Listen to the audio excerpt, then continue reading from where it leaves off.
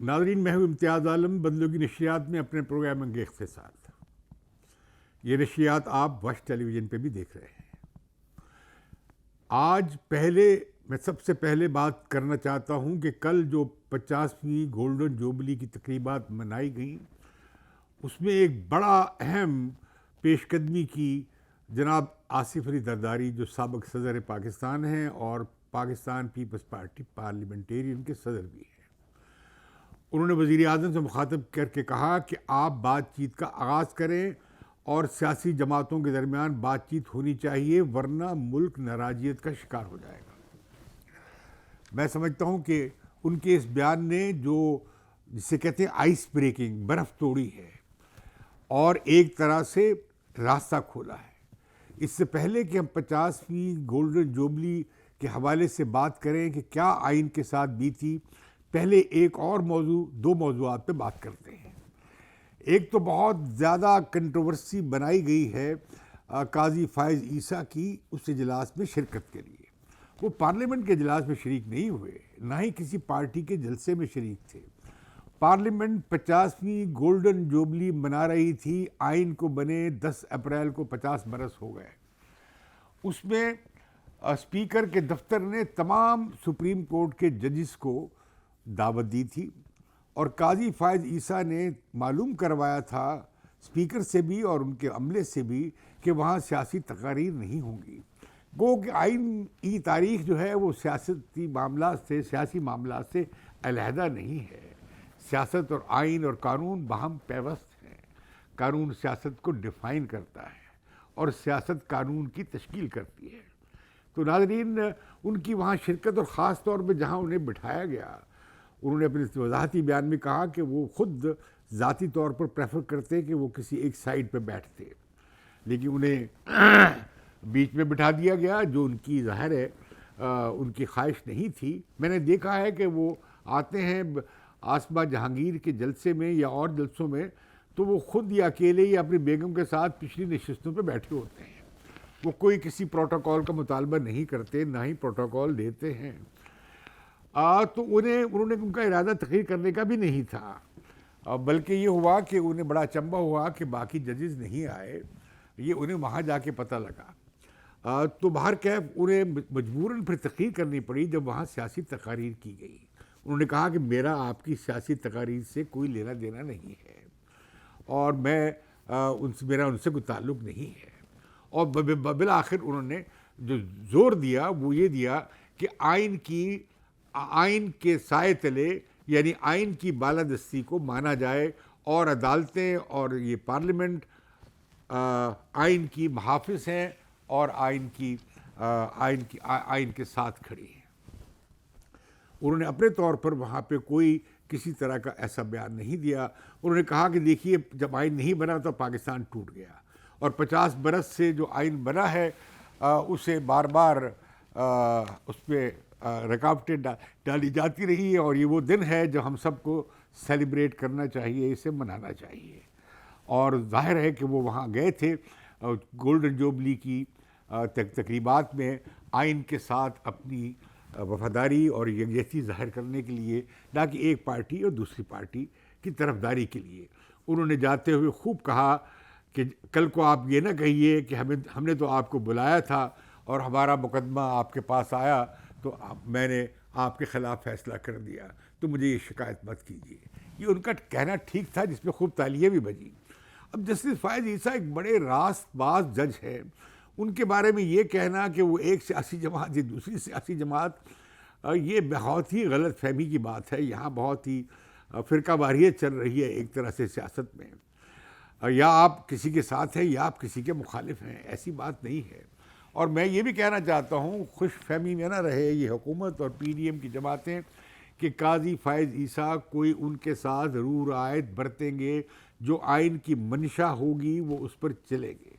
وہ آئین کی منشا والے آدمی ہیں، صاف ستھرے ہیں، اور انہوں نے اپنے تمام ریٹرنز بھی جمع کرا دی ہیں، اپنے اثاثے ڈکلیئر کر دیے ہیں، اور ان کی بیگم نے امید ظاہر کی ہے کہ باقی ججز بھی ایسا کریں گے. لیکن ہم نے دیکھا کہ تحریک انصاف، جس کے دور میں ان کے خلاف ایک فضول اور بیہودہ ریفرنس دائر کیا گیا تھا، اور ان کے وزیر قانون جو کراچی سے تھے بیرسٹر صاحب وہ بہت ایکٹیو تھے، وہ استعفیٰ دے کر بطور وکیل پیش ہو جایا کرتے تھے، پھر لے لیتے تھے چارج واپس. تو ہم نے دیکھا اور اس پہ کس طرح انہیں کھینچا گیا اور لمبا کارروائی چلی، ان کے خلاف بڑی کیمپین چلی، لیکن بالآخر وہ سب جھوٹ ثابت ہوا، غلط ثابت ہوا، اور وہ ریفرنس اپنی موت آپ مر گیا. اب اس کے بعد ایک کیوریٹو جاری کیا گیا تھا ریفرنس، جو کہ چیف جسٹس صاحب کے دفتر میں جا کے اٹارنی جنرل نے کہا ہے کہ حکومت نے واپس لے لیا ہے، ختم ہو گیا ہے، اور کیوریٹو ریفرنس کی دنیا میں مثال نہیں ہے. امید ہے کہ یہ ریفرنس بالآخر اسے دفن کر دیا جائے گا. اب سارا معاملہ یہ ہو رہا ہے کہ وہ سپٹمبر یا اکتوبر میں وہ بننے جا رہے ہیں چیف جسٹس، اور اس سے پہلے نہ جانے کیوں لوگ یہ گھوڑے دوڑا رہے ہیں کہ الیکشن حکومت اس لیے چاہتی ہے کہ وہ سپٹمبر میں چیف جسٹس ہوں گے. تو میں حکومت کو وارن کرنا چاہتا ہوں کہ اگر وہ چیف جسٹس ہوں گے الیکشن کے وقت، تو پھر کسی کی دھاندلی کرنے کی جو کوشش ہوگی وہ ان کے ہوتے ہوئے کافی مشکل ہوگی، اور وہ اسے برداشت نہیں کریں گے اور ٹالریٹ نہیں کریں گے. تو لہذا تحریک انصاف، ہم نے دیکھا کہ عمران خان نے بعض اپنی غلطی کا اعتراف بھی کیا اور پی ٹی آئی کے لوگوں نے معذرت بھی کی، لیکن وہ معذرت ٹوٹ گئی جب انہیں کل قاضی عیسیٰ وہاں نظر آئے، یا یہ پنجاب کے اور خیبر پختونخوا کے انتخابات کے حوالے سے جو ججوں میں تقسیم چل رہی ہے وہ اور بنیادوں پر ہے.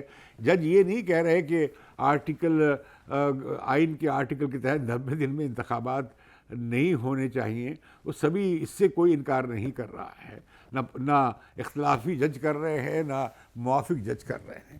اب وہ لڑائی ایک علیحدہ سے اس کا ڈراپ سین اب شاید قریب ہو، لیکن ابھی لگتا ہی ہے کہ جو صوبائی قومی اسمبلی میں جو بل صدر صاحب نے واپس بھیج دیا تھا پارلیمنٹ کا پاس کردہ، جس کا تعلق ہے سپریم کورٹ کے پروسیجرز کے حوالے سے. آئین میں لکھا ہے کہ سپریم کورٹ کے معاملات آئین اور قانون یعنی کے مطابق چلیں گے. اس پہ قانون سازی نہیں ہوئی تھی، اور 1980 سے چلے آ رہے تھے رولز، جس میں بادشاہ بن گیا ایک طرح سے چیف جسٹس. اور ہم نے دیکھا کہ کس طرح افتخار چودھری اور کس طرح ثاقب نثار اور کس طرح جسٹس کھوسا اور کس طرح جسٹس گلزار نے سپریم کورٹ کی طاقت کو اور اختیار کو غلط مقاصد کے لیے اور سیاسی مقاصد کے لیے اور اپنے ذاتی عزائم اور مفادات کے لیے استعمال کیا، اور پبلک انٹرسٹ کے خلاف استعمال کیا. پبلک انٹرسٹ کو استعمال کرتے ہوئے ہم نے دیکھا کہ کس طرح ڈیم فنڈ بن گئے. ہم نے دیکھا کس طرح لاہور میں چیف جسٹس صاحب سائیکل سٹینڈ پہ پہنچے ہوتے تھے اور ہسپتالوں کے چھاپے مار رہے ہوتے تھے، اور ضلع کچہریوں میں جا کے سندھ میں چھاپے مار رہے ہوتے تھے. اور ہم نے دیکھا کہ کس طرح افتخار چودھری صاحب کیا کیا گلی کھلائے انہوں نے. اسٹیل مل کی پرائیویٹیشن رک گئی، اور رگجوبک کی جو سونے کی کان کا معاہدہ تھا $10 ارب کے قریب ہرجانہ پاکستان کے ذمے پڑ گیا اس کی وجہ سے. وہ کیا کچھ نہیں کرتے رہے، اور 2 وزرائے اعظم کو انہوں نے گھر بھیجا. پہلے اس وزیر اعظم کو گھر بھیجا جس نے انہیں قید سے رہا کر کے ان کی آزادی کا اعلان کیا تھا اپنی پہلی تقریب میں، یعنی یوسف رضا گیلانی جو پیپلز پارٹی کے وزیر اعظم تھے. اس کے بعد ہم نے دیکھا کہ کس طرح نواز شریف کو 2017 میں ایک اقامہ پہ تا حیات نااہل کر دیا گیا. اسی طرح ہم نے دیکھا کہ کس طرح 63A کو دوبارہ ری رائٹ کر دیا گیا، جس سے یہ سارا پنجاب سے بحران شروع ہو کر اسمبلیوں میں ریزولوشن تک گیا، اور اس کے بعد یہ آئینی بحران اور انتظامیہ میں اور عدلیہ میں ایک چپلش شروع ہو گئی اور مقننہ کھڑی ہو گئی عدلیہ کے خلاف. تو میں سمجھتا ہوں کہ ابھی آج ہی ایک اور ڈیولپمنٹ ہوئی ہے کہ جو وزیر اعظم آزاد جموں کشمیر کے جو وزیر اعظم تھے، ان کی خوفناک قسم کی بدزبانی کی وجہ سے انہیں ہائی کورٹ، وہاں کی سپریم کورٹ نے AJK کی انہیں اسمبلی کی رکنیت سے برخاست کر دیا ہے، معطل کر دیا ہے، ان کی رکنیت ختم کر دی ہے، وزیر اعظم نہیں رہے. میں سمجھتا ہوں کہ یہ بھی اسی روایت کا تسلسل ہے جو ہم نے دیکھا جناب یوسف رضا گیلانی کی صورت میں کی برطرفی کی صورت میں، توہین عدالت میں، اور اسی طرح نواز شریف کی اقامہ کے معاملے میں برطرفی کی تا حیات نااہلی کی صورت میں. میں سمجھتا ہوں کہ یہ جو قانون ہے بنیادی طور پر یہ جو ہمارے یہاں ہو رہا ہے عدلیہ کے ہاتھوں. پہلے ہم دیکھتے تھے چیف آف آرمی اسٹاف یا مارشل ایڈمنسٹریٹر کے ہاتھوں ہم دیکھتے تھے بغاوتوں کے نتیجوں میں آئین کو توڑا جاتا تھا اور وزیر اعظم کو گرفتار کیا جاتا تھا, پھانسی چڑھایا جاتا تھا, سال ہا سال کے لیے انہیں ملک بدر کر دیا جاتا تھا, یا 10 چھوٹے سے کسی معاملے میں دے کر سزا چند سیکنڈ کی اس میں کنٹیمپٹ آف کورٹ میں وزارت عثمہ سے اور اپنی ممبرشپ سے فارغ کیا جاتا رہا. تو میں سمجھتا ہوں کہ آزاد جموں کشمیر کی اسمبلی کو بھی اور پاکستان کی پارلیمنٹ کو بھی فوری طور پر یہ جو توہین عدالت کا کیس ہے کا جو قانون ہے اسے ایک اس میں ترامیم کی ضرورت ہے. اس کا بہت مس یوز ہوا ہے. ہم دیکھتے ہیں کس طرح بلا کر لوگوں کی, افسروں کی اور لوگوں کی بے عزتی کی جاتی ہے, توہین کی جاتی ہے, دھمکیاں دی جاتی ہیں. میں سمجھتا ہوں اس کا بہت مس یوز ہوا ہے. اس پر کوئی قدغن آنی چاہیے کہ یہ آپ منتخب نمائندوں کو فقط توہین عدالت پہ, میں یہ نہیں کہہ رہا کہ بدزبانی نہیں کی, بد کلامی نہیں کی, وہ بہک جاتے ہیں. ہمارے جو وزیر اعظم آزاد کشمیر ہیں انہیں معافی دی جا سکتی تھی, انہیں کچھ جرمانہ کیا جا سکتا تھا یا کچھ اور چھوٹی موٹی سزا دی جا سکتی تھی. لیکن یہ کہنا کہ آپ رکنیت, انہیں تو عوام نے منتخب کیا ہے, سپریم کورٹ آزاد جموں کشمیر نے منتخب نہیں کیا. اب فواد چودھری ہمارے دوست نے ایک بڑا دلچسپ بیان دیا ہے. انہوں نے کہا کہ وہ سزا لگتا تھا ہو جائے گی, امید ہے کہ وہ, لیکن ساتھیوں نے کہا کہ اشارہ اب تیار ہو جائیں شہباز شریف وزیر اعظم کہ وہ بھی توہین عدالت میں نکالے جا سکتے ہیں کہ انہوں نے انتخابات کو 14 مئی کے حوالے سے کرنے کے حوالے سے کوئی سپریم کورٹ کے احکامات پہ عمل نہیں کروایا. اور ساتھ ہی امید ظاہر کی ہے کہ جو وزیر اعظم آزاد کشمیر ہیں انہیں سپریم کورٹ میں ریلیف مل سکتا ہے, پاکستان کی سپریم کورٹ میں. مجھے معلوم نہیں کہ یہ کیسے ہوگا. بہرکیف یہ سلسلہ ٹھیک نہیں ہے. منتخب نمائندوں کو کوئی فوجی آ کے نکال دے کو کر کے, یا ایک جوڈیشل کو کے ذریعے نکال دیا جائے منتخب وزیر اعظم کو. ایسی منتخب وزیر اعظم کی جو پاکستان میں لٹریشن ہوتی ہے یا جو اس کے ساتھ سلوک ہوتا ہے دنیا میں کہیں نہیں ہوتا.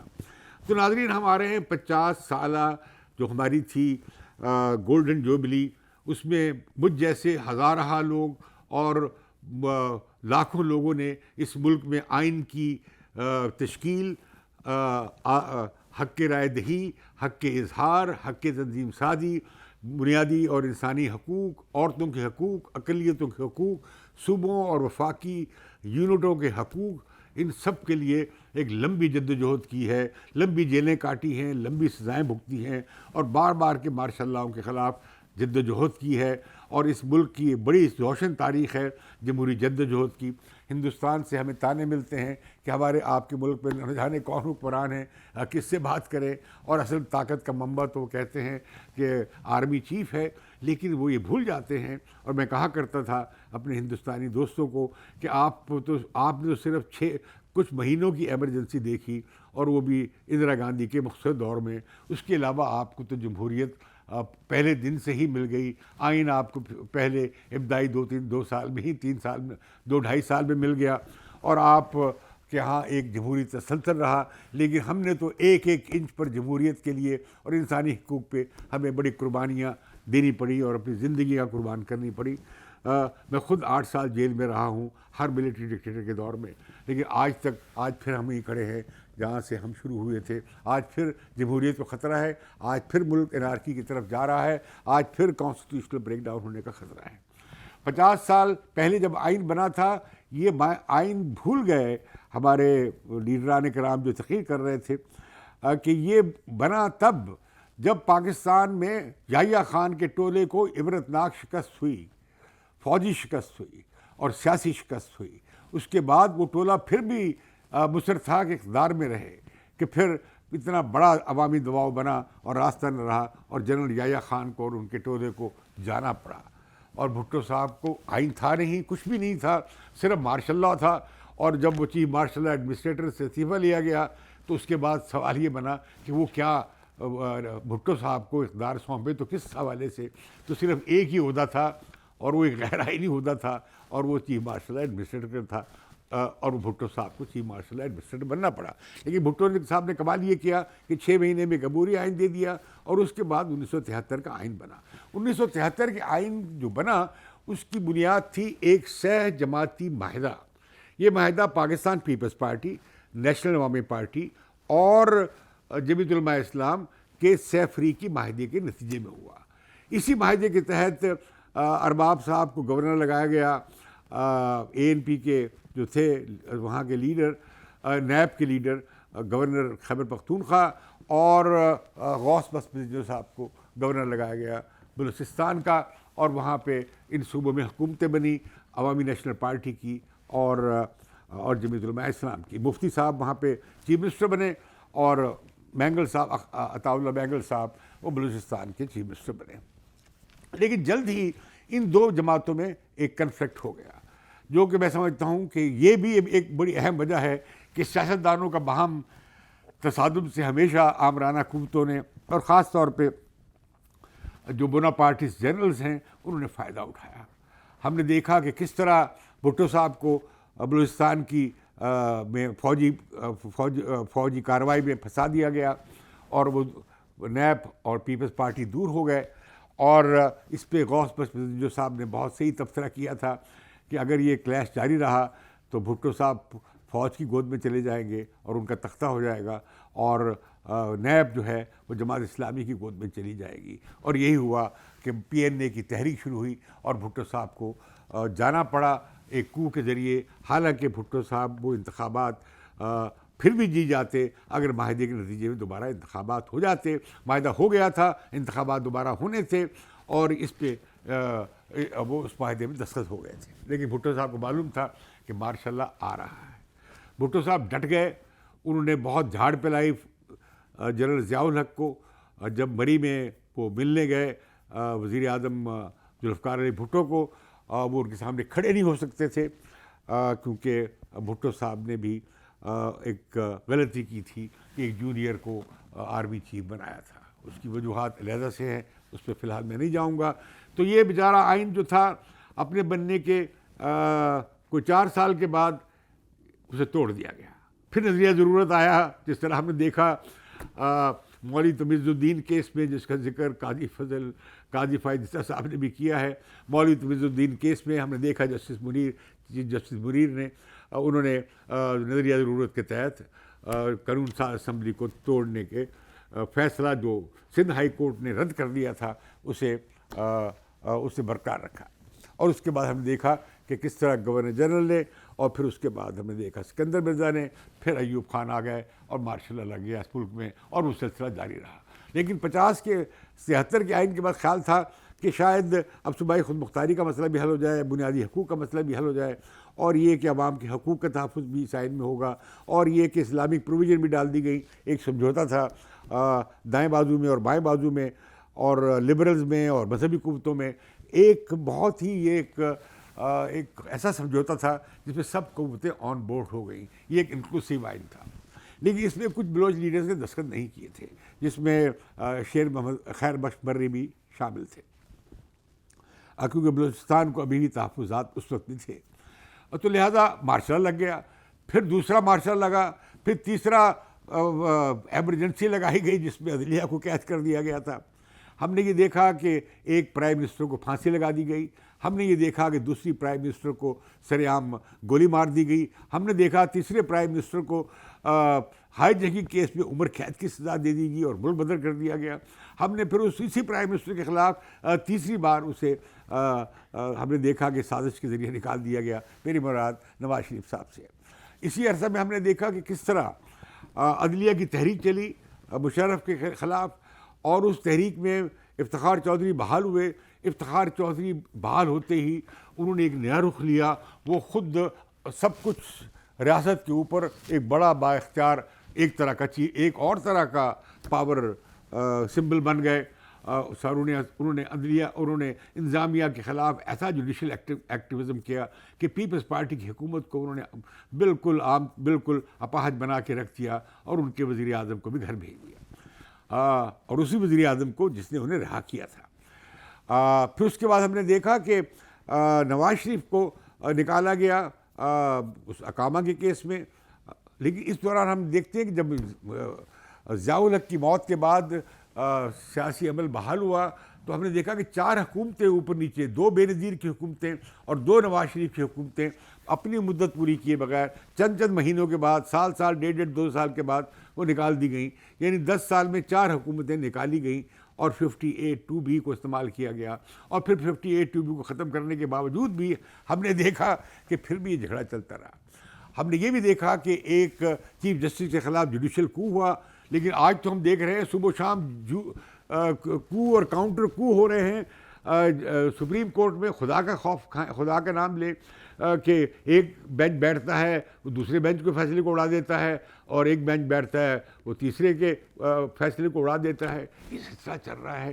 آپ کیا سپریم کورٹ کے پلے کچھ نہیں رہے گا، سپریم کورٹ دھڑام سے گر جائے گی تو آئینی ڈھانچہ کہاں رہے گا؟ پھر یہ مقننہ جو اب کھڑی ہو گئی ہے دم کے بل عدلیہ کے خلاف یا انتظامیہ، سول انتظامیہ، تو اس سے کیا ہوگا؟ پورا سویلین ڈھانچہ گر جائے گا. خدا کے لیے آپ آئین کو کس طرح لے جا رہے ہیں؟ نظام کی طرف لے جا رہے ہیں. اور ہم نے یہ بھی دیکھا کہ اس کے باوجود کہ وفاقی اکائیوں کو 18ویں ترمیم کے ذریعے، اور یہ جاتا ہے، میں سمجھتا ہوں اس کا بہت بڑا ٹریبیوٹ جاتا ہے آصف علی زرداری صاحب کو، جو صدر تھے. انہوں نے اپنے اختیارات چھوڑے اور اس آئین میں سے جنرل ضیاء الحق اور جنرل مشرف کی آمرانہ شکوں کو نکال باہر کیا گیا اور صوبوں کو بہت اٹانومی، ایک مناسب اٹانومی دی گئی، اور بہت سارے جو تضادات تھے آئین میں انہیں حل کیا گیا. اسی میں سمجھتا ہوں کہ اس وقت غلطی یہ ہو گئی کہ آئین کے اندر جو نیا ڈھانچہ بنایا گیا انتخابی، وہ یہ تھا کہ ایک ہی وقت میں انتخاب ہوں گے. صوبے اور قومی اسمبلی کے انتخابات جب علیحدہ ہوتے ہیں تو اس سے خرچے زیادہ آتے ہیں، کیمپین پہ وقت زیادہ لگتا ہے، ریاستی خرچہ بھی زیادہ ہوتا ہے. دوسرا، ایک پہلے جو الیکشن ہو جاتا ہے وہ دوسرے الیکشن پہ پھر اثر انداز ہوتا ہے. اور اس کے ساتھ ہی کیئر ٹیکر سیٹ اپ کا تصور بھی آیا، لیکن بھول گئے. بہت بڑی 9 مہینے تک یہ 18ویں ترمیم پہ غور و خوض ہوتا رہا کہ آئین میں تو لکھا ہے کہ بھئی چیف منسٹر جو ہے اسمبلی توڑ دے اگر تو 48 گھنٹے میں ٹوٹ جائے گی اور وہ 90 دن میں انتخاب کرانا پڑے گا. اب اس پہ یہ غور نہیں کیا گیا کہ پاکستان میں تو 4 چیف منسٹر ہیں، وہ کسی بھی ایک ٹینیور کے دوران کوئی بھی کسی وقت توڑ سکتا ہے اسمبلی. آئین میں اس کا اختیار ہے اور انتخاب 90 دن میں کرانا ہی کرانا ہے. لیکن یہ باقی آئین کی اسکیم سے یہ چیز ہم آہنگ نہیں تھی. تو اس میں تو یہ تھا کہ پھر وہ جو سارا سسٹم جو کیئر ٹیکر کا جو سفر بنایا گیا تھا تاکہ انتخابات قابل قبول ہوں. ہمارے ملک میں جمہوریت ابھی اتنی پختہ نہیں ہوئی کہ سٹنگ پرائم منسٹر دنیا بھر میں ہوتا ہے، الیکشن ہوتے ہیں تو کیئر ٹیکر سیٹ اپ نہیں بنتا. جو موجود وزیر اعظم ہوتا ہے اسی کے تحت انتخابات ہوتے ہیں اور انتخابات میں اعتراض بھی نہیں ہوتا.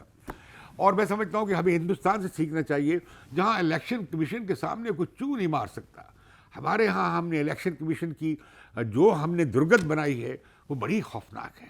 مجھے یاد ہے سابق گورنر ہوتے تھے اور ہائی کورٹ کے چیف جسٹس بھی رہے، ہمارے دوست تھے. وہ جب بن گئے چیف الیکشن کمشنر تو وہ افتخار چودھری نے ان کے سارے اختیارات چھین لیے اور براہ راست جا کے سیشن ججز کو جو ڈسٹرکٹ ریٹرننگ افسر تھے انہیں خطاب کرنا شروع کیا اور ان کا کنٹرول سنبھال لیا. وہ ریزائن کرنے والے تھے. میں اور ضیاء الدین صاحب جا کے ہم نے ان کے سامنے منت کی کہ آپ یہ عہدہ مت چھوڑیے. تو وہ میں سمجھتا ہوں کہ فخر الدین ابراہیم صاحب مرحوم بہت زبردست آدمی تھے، بہت اعلیٰ پائے کے انسان اور جج تھے. بڑی مشکل سے انہوں نے وہ وقت گزارا. ہم نے دیکھا کہ اس کے بعد جب یہ بنا الیکشن کمیشن، اب اس کی انتخاب تو بائی پارٹیزن طریقے سے ہوتا ہے، عمران خان کی حکومت میں ہوا. لیکن جو اس کے ساتھ تحریک انصاف نے کر دی ہے اور جو پارٹی بھی جسے کوئی وہاں سے اپنی موافقت میں فیصلہ نہیں ملتا وہ اس کے خلاف شروع ہو جاتی ہے. یہ سبھی پارٹیاں کر رہی ہیں.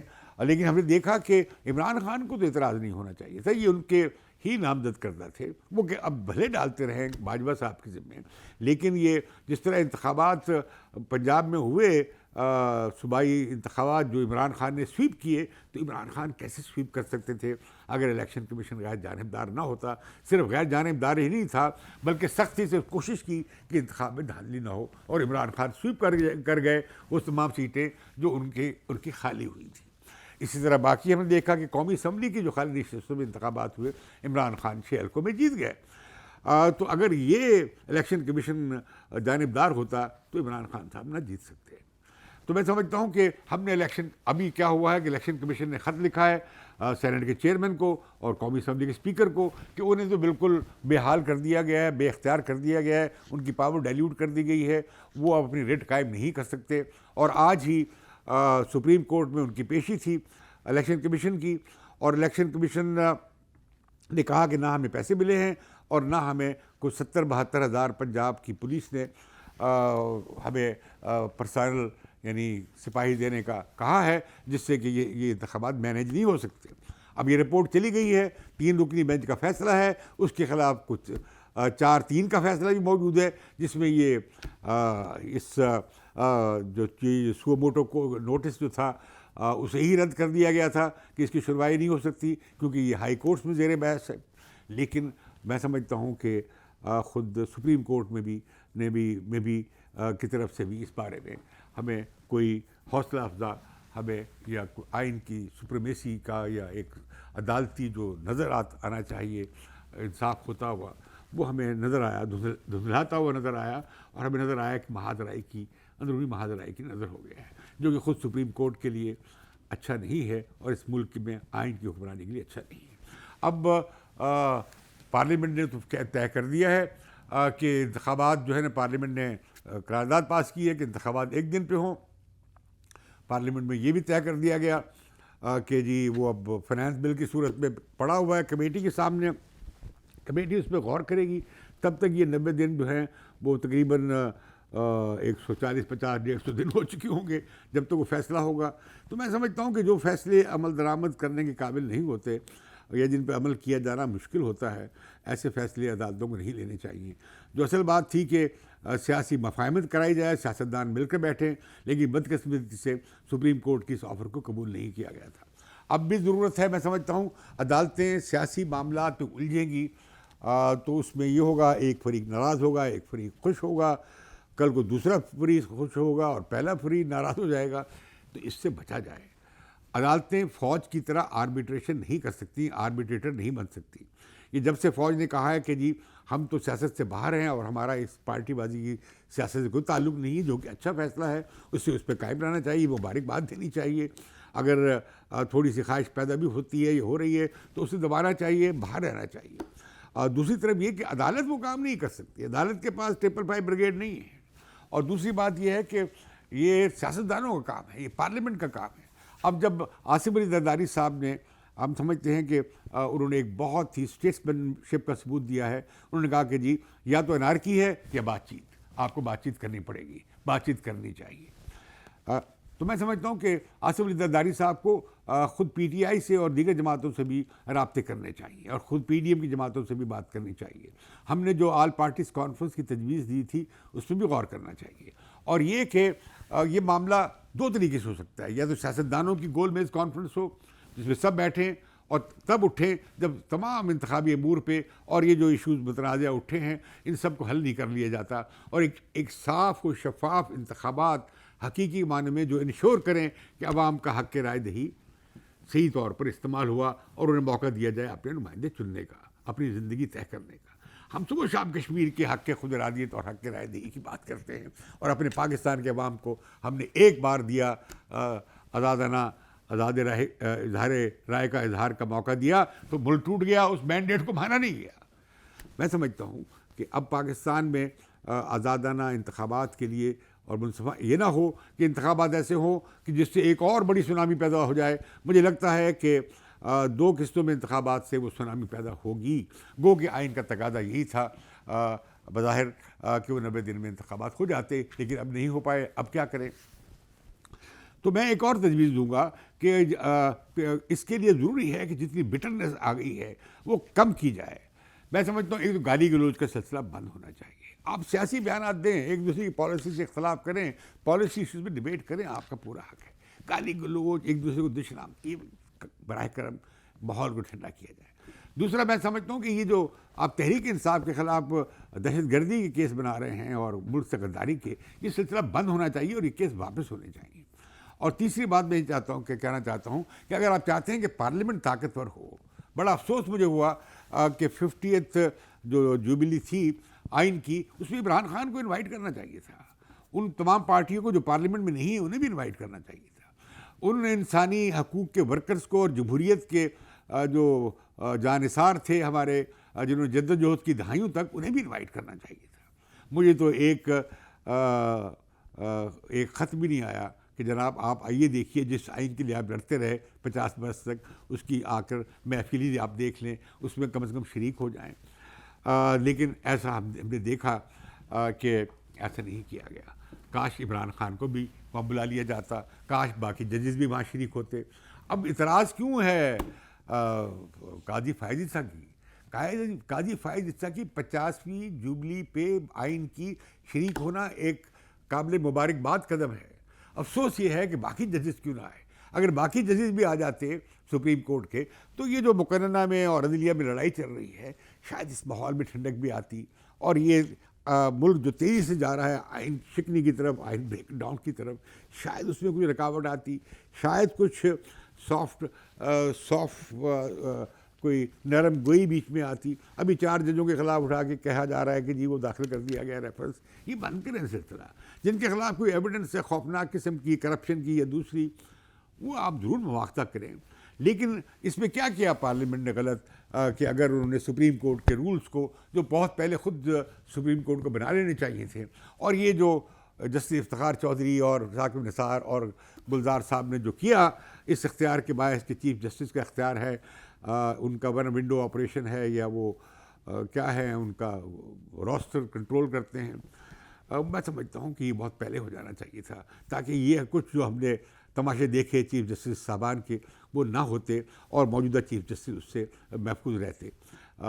تو میں سمجھتا ہوں کہ چیف جسٹس صاحب کو بھی چاہیے کہ اپنا فل کورٹ میٹنگ بلائیں اور اس میٹنگ میں اپنے معاملات طے کریں، اور یہ جو متضاد فیصلوں کی ایک یلغار بنی ہے، اس کے حل کا کوئی راستہ نکالیں، تاکہ پاکستان کے عوام کا عدلیہ پر اعتماد بحال ہو. میں سمجھتا ہوں کہ جو ہم نے میڈیٹرز نے کوشش شروع کی تھی بات چیت کی، وہ اب سلسلہ ہر طرف چل نکلا ہے. ہماری کوشش، میں سمجھتا ہوں کہ اس کا کچھ ہمیں ریوارڈ مل رہا ہے کہ لوگ اب بات چیت کی بات کر رہے ہیں. لیکن اس کے لیے ضروری ہے، اگر آپ نے پارلیمنٹ کو فورم میں بنانا ہے، تو میں سمجھتا ہوں کہ عمران خان کی پارٹی کو اور پی ٹی آئی کے ایم این ایز کو واپس آنے دینا چاہیے.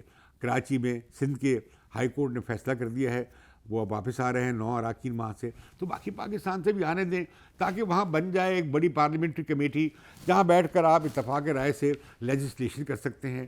تاکہ آپ لوگ کم از کم یہ تو کریں، اگر آپ واقعی جمہوریت کے نام لیوا ہیں اور آئین کی آپ کو سربلندی بڑی عزیز ہے سبھی کو، اور سبھی آئین کی ٹانگیں بھی کھینچ رہے ہیں اور جمہوریت کو بھی سکیڑ رہے ہیں، تو کم از کم یہ تو کر لیں کہ ایک اتفاق رائے کر لیں اس الیکشن بورڈ پر اور الیکشن کے تمام طریقہ کار پہ، تاکہ عوام کو یقین ہو سکے کہ وہ آزاد ملک کے آزاد شہری ہیں، اور اپنا حق رائے دہی وہ بغیر کسی خلفشار کے، بغیر کسی بدامنی کے، بغیر کسی ناانصافی کے، بغیر کسی گڑبڑ کے، بغیر کسی جھرلوں کے وہ استعمال کر سکتے ہوں، اور وہ اپنے نمائندوں کو بلا کسی خوف اور بلا کسی اس کے رغبت کے چن سکیں.